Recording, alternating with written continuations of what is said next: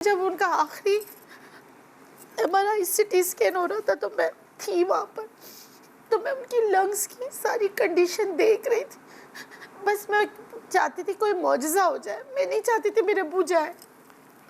आखिरी वक्त तक उनके साथ थी। मेरे चाचा वो कर रहे थे, यासीन शरीफ पढ़ रहे थे। मिठाई की दुकान। जी डॉक्टर बेकी।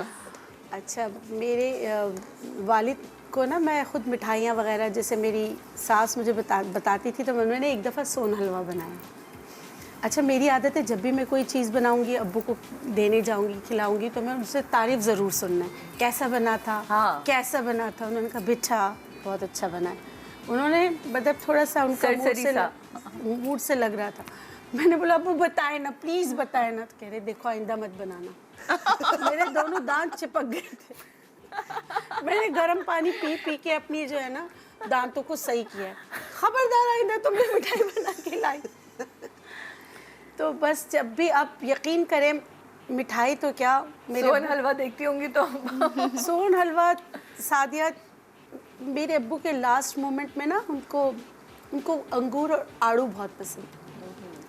लास्ट मोमेंट में जब हॉस्पिटल में थे तो वो मुझे कहते थे बस मुझे प्यास बहुत लग रही है और मुझे ना अंगूर दो।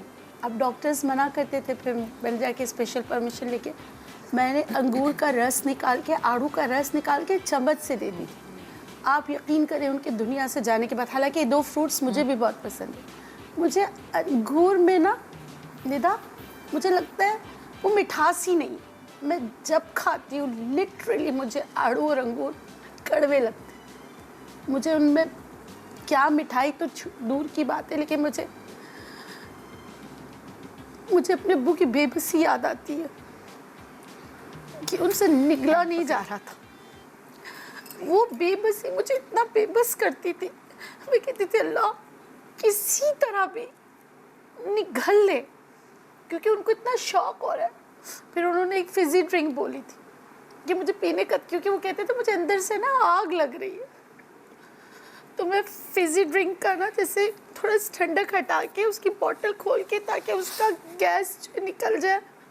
मैंने कहा मुझे भी, क्योंकि जब उनका आखिरी MRI CT स्कैन हो रहा था तो मैं थी वहाँ पर, तो मैं उनकी लंग्स की सारी कंडीशन देख रही थी। बस मैं चाहती थी कोई मौजज़ा हो जाए, मैं नहीं चाहती थी मेरे अब्बू जाए। आखिरी वक्त तक उनके साथ थी। मेरे चाचा वो कर रहे थे, यासीन शरीफ पढ़ रहे थे। मैं उनको मार रही थी, क्यों पढ़ रहे, सूरह फातिहा पढ़े, दुरूद पढ़े, वापस आएंगे। बस आप यकीन करें जब मैं आपके प्रोग्राम में भी आती थी, मेरा पहले ये होता था, जब भी मैं मॉर्निंग शोज़ में जाती थी मैं अपने अब्बू से बात करती, अब्बू से बात करके पहुंचती थी, फिर यहाँ से जब ट्रेनिंग जाती थी अब्बू।